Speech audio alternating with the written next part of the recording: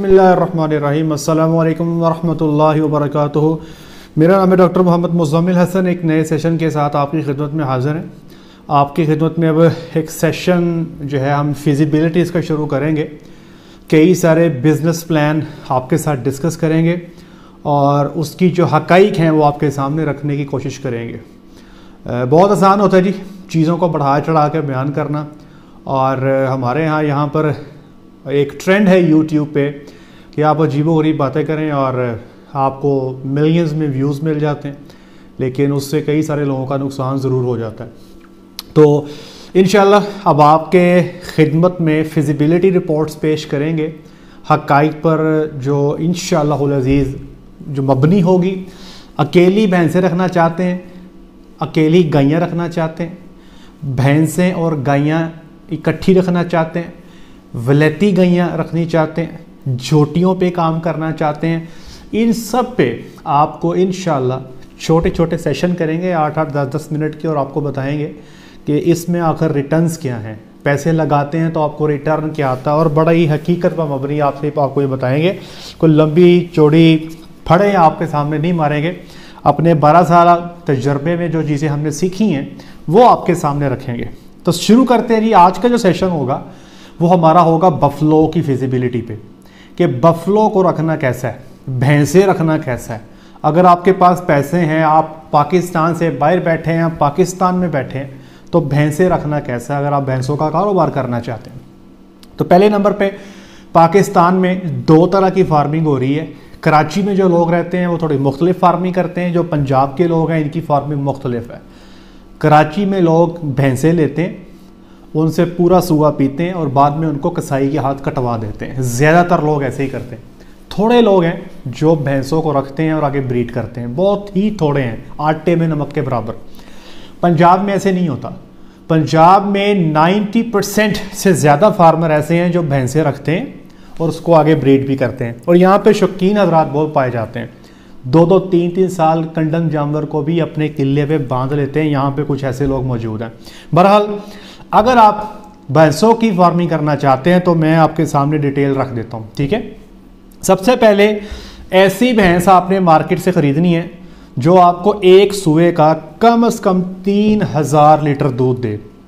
सुआ 305 दिन का, कुछ किताबों में भैंसों का जो सुआ है वो 270 दिन का लिखा गया है, लेकिन मैं यहाँ पे 305 दिन की बात कर रहा हूँ। ऐसी भैंस खरीदने जो कम से कम 3000 लीटर दूध आपको अपने एक सूबे के अंदर दे। अब इस एक भैंस का मुताला कर लेते हैं कि ये क्या खर्चा होगा इस पे और आपको क्या बचेगा, तो उससे आपको काफ़ी सारी चीज़ें जो हैं आपके लिए आसान हो जाएंगी। हम एक यूनिट की बात करेंगे।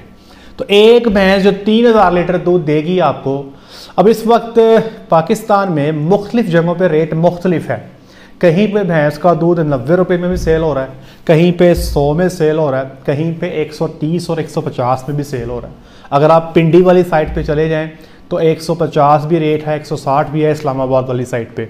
लेकिन हमारे फैसलाबाद में पंजाब के बेशतर इलाकों में रेट जो है अकेले भैंस के दूध का 100 से 130 के बीच में है। ज़्यादा जगहों पे 100 रुपया रेट है।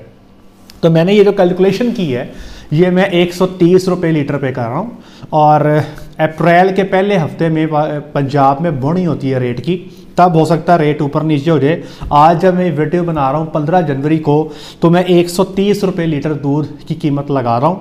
तो ये 3,90,000 रुपये का दूध जो है एक सूबे में भैंस आपको देती है। अब इसके अखराजात क्या हैं? इस भैंस पे पहले एक सूबे में जो आने वाला फीड का खर्चा होगा और इसके ऊपर के अखराजात जिसमें बिजली शामिल है, आपकी लेबर शामिल है, और मेडिसिन शामिल है, आपकी वैक्सीन शामिल है, ये सारी चीज़ें मिला लें तो पहले एक सूबे में इस जानवर के ऊपर खर्चा आएगा आपका 2,74,500 रुपये, ठीक है। अच्छा, अब इसके बाद ये जो भैंसें हैं कम से कम 4 महीने खुश्क हो जाती हैं, कम से कम बता रहा हूँ। मतलब खुश्क प्रेग्नेंट, ड्राई प्रेग्नेंट दूध देना बंद कर दिया, अब ये प्रेग्नेंट हो गई हैं, अभी सिर्फ खा रही हैं आपसे ना। अब इस भैंस को जो दूध नहीं दे रही, सिर्फ खा पी रही है, कम से कम 4 महीने, ज़्यादा भी हो सकता है। तो इस 4 महीनों में आने वाला खर्चा इस पे होगा 50,000। तो इस तरह एक सूबे से दूसरे सूबे के बीच में जो इस जानवर पे आपने खर्चा कर दिया ये हो गया 3,24,500 रुपये। तो आपने दूध कितने का लिया? 3,90,000 और आपने खर्चा कितना किया? 3,24,500। तो बकाया बचती है 65,500 रुपया। अब 65,500 रुपया आपको ये एक सूए में देगी, ठीक है। अगर आपके पास दूध का रेट 100 रुपया है तो समझें कि आप नुकसान करने वाले हैं। बफलो के अकेले दूध को मार्केट में बेच के 24,500 रुपये का नुकसान करेंगे। अगर 130 रुपये लीटर बेचते हैं तो 65,500 रुपया एक भैंस आपको देगी। अब अगली बात सुनाता हूँ। अब इस एक भैंस पे आप इन्वेस्टमेंट कितनी कर रहे हैं ये बताता हूँ। 3,50,000 की कम से कम बता रहा हूँ, बहुत ही कम से कम रेट है जी 3.5 लाख ऐसी भैंस का जो आपको 3,000 लीटर दूध देगी। इससे ज्यादा ही होगा, कम नहीं होगा, ठीक है। 3,50,000 की आपने भैंस ले ली, 3,24,500 इस पे खर्चा कर दिया, ठीक है। इसके बाद 15,000 रुपया डेप्रिसिएशन। ये डेप्रिसिएशन क्या है? डेप्रिसिएशन कहते हैं कि आपने पूरा शेड बनाया है जानवरों को उनके रहने के लिए, आप बिल्डिंग बनाते हैं लेबर के रहने के लिए, आप इक्विपमेंट्स लेते हैं। तो फार्म पे जो भी चीज़ें आप बनाते हैं वो उन चीज़ों की डेप्रिसिएशन निकाली जाती है। कुछ चीज़ें ऐसी हैं जिनकी 20 साल, जैसे मिसाल के तौर पे अगर एक बिल्डिंग है वो मेरी बनती है 20 लाख रुपए में, आपको समझाने के लिए बता रहा हूँ। तो हम क्या करते हैं कि उसको 20 सालों में उस पेमेंट को डिवाइड कर लेते हैं और हर साल 1 लाख रुपया हम बीच में डालते जाते हैं, ठीक है। तो इस तरह से हमारी एक रफ सी कैलकुलेशन है कि 15,000 रुपया एक जानवर वो डेप्रिसिएशन की मद में आपको उस पर डालना पड़ता है और 20 साल तक ये डेप्रिसिएशन डलती रहेगी। तो तकरीबन डेफिनेटली जो है वो आपके सामने जो वैल्यू बन जाएगी, ठीक है।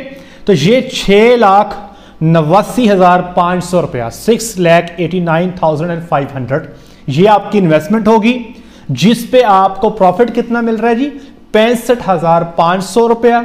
ये कमोबेश आपका 13 से 14 माह का ये प्रोजेक्ट होगा और इस पे जो नेट रिटर्न है आपका 9.4% आपको पैसे बच रहे हैं अपनी इन्वेस्टमेंट पे। आप एक तरफ ये साइड रख दें। अब आ गया बच्चा।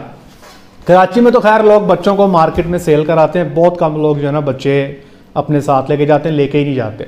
अब पंजाब में चूंकि बच्चे रखे जाते हैं, अब यहां पर आपके पास या कट्टा होगा या कट्टी होगी, ठीक है।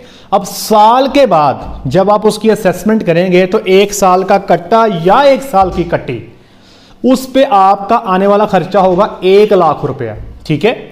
उस वक्त साल की जब वो हो जाएगी तो उसकी मार्केट वैल्यू क्या होगी?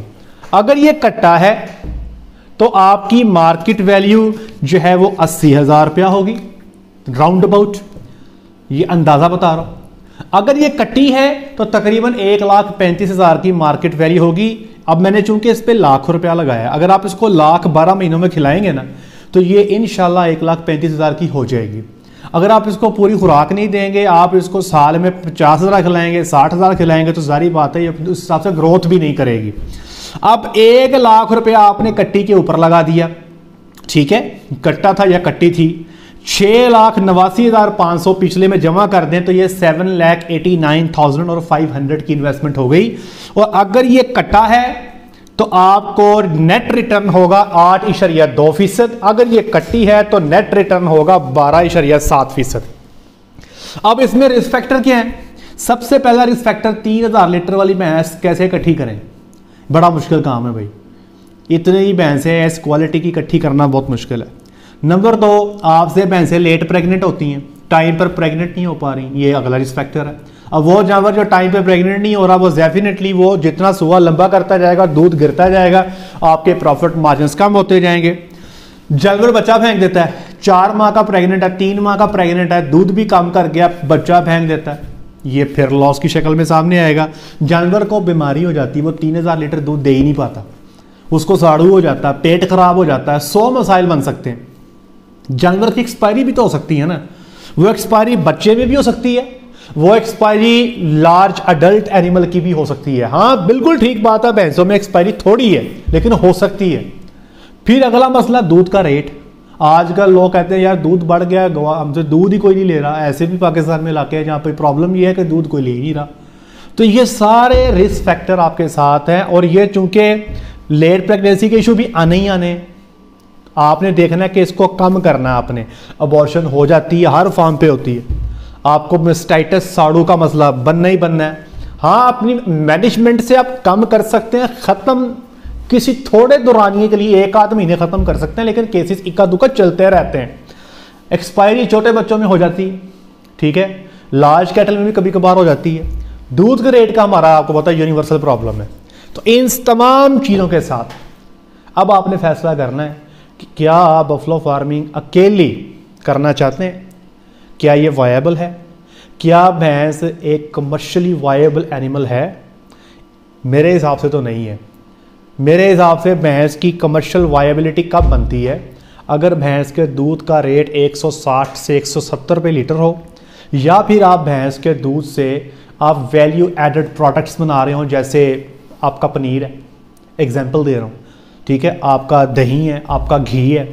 अगर ये प्रोडक्ट्स आप बना रहे हैं तो फिर ये आपको वरा खाती है। भैंस का दूध पीने के लिए 130 लीटर 130 रुपये में या 100 रुपये में बिजनेस वायबिलिटी बनती नहीं है, ठीक है जी।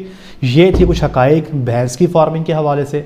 नेक्स्ट सेशन में हम बताएंगे अगर आप भैंसों को और गायों को इकट्ठा रखते हैं तो फिर ये सिनेरियो क्या बनता है।